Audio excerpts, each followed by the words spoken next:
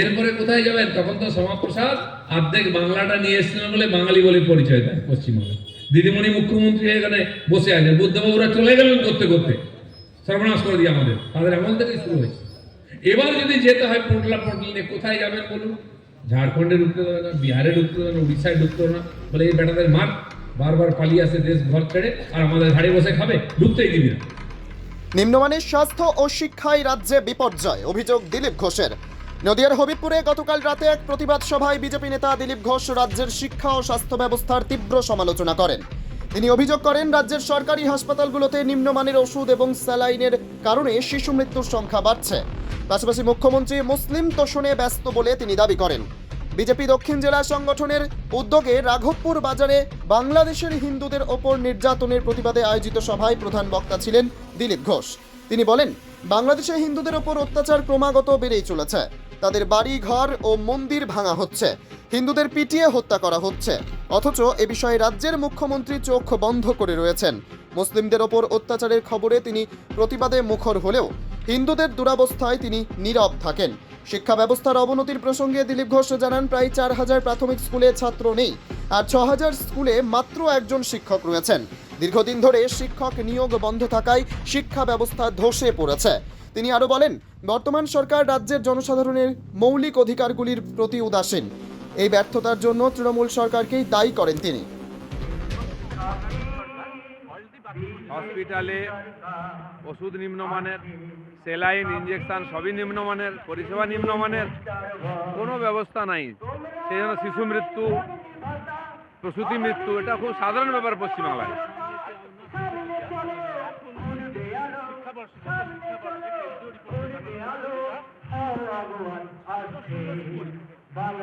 আমি বললাম প্রায় 4000 স্কুল আছে পশ্চিমবাংলায় যেখানে ছাত্র নেই, 6000 স্কুল আছে যেখানে একটাই টিচার। এরপরে কি শিক্ষা ব্যবস্থাতে কিছু আশা করতে পারি আমরা? নতুন টিচার নিয়োগ হচ্ছে না, টিচার নাই বলে ছাত্র আসছে না, কেউ ভর্তি করছে না, শিক্ষা ব্যবস্থাটা প্রায় উঠেই গেছে।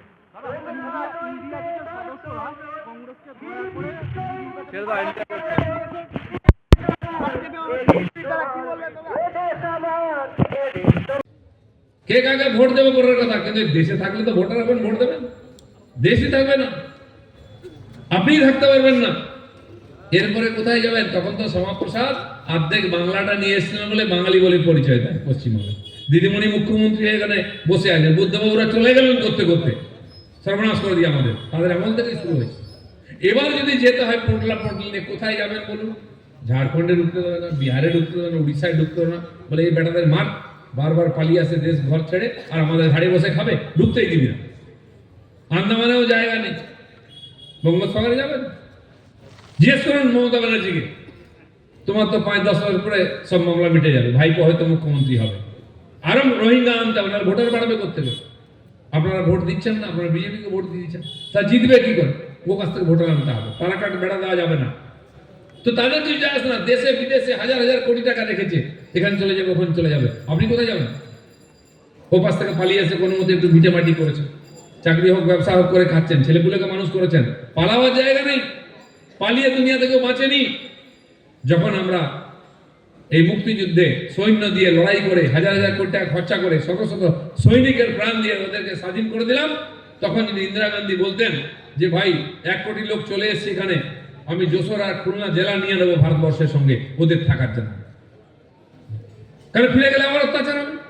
যেমন কাশ্মীর থেকে পণ্ডিতদের তাড়িয়ে দেওয়া হয়েছে দিনের পর দিন অত্যাচার করে, আর সরকার চাইছে যা, কেউ যেতে চাইছে না, কারণ আমার অত্যাচার হবে, আমার মার কাট বম বন্দুক আগুন জ্বালিয়ে দেবে। এখানেও করার দরকার ছিল, আগামীতে দরকার হলে করতেও হবে, নাহলে ওখান থেকে হিন্দুরা পালাতে থাকবে কোটি কোটি। তাদের আজ পশ্চিমবঙ্গে এত জনসংখ্যা কেন? যা মানুষ এখানে আমরা থাকি, অর্ধেক এপার বাংলার, অর্ধেক ওপার বাংলার। যারা ধর্ম সম্মান বাঁচাতে এসছেন তাদেরকে জায়গা দেওয়া হয়েছে, কিন্তু কতজনকে আমরা রাখবো? কেন রাখবো? জয় হিন্দুরা ওখানকার তাদের পূর্বপুরুষ থেকে লড়াই করে দেশকে স্বাধীন করেছে, দুবার স্বাধীনতা যুদ্ধ লড়াই করেছে, একবার 47-এ, 46-এ, একবার 71-এ।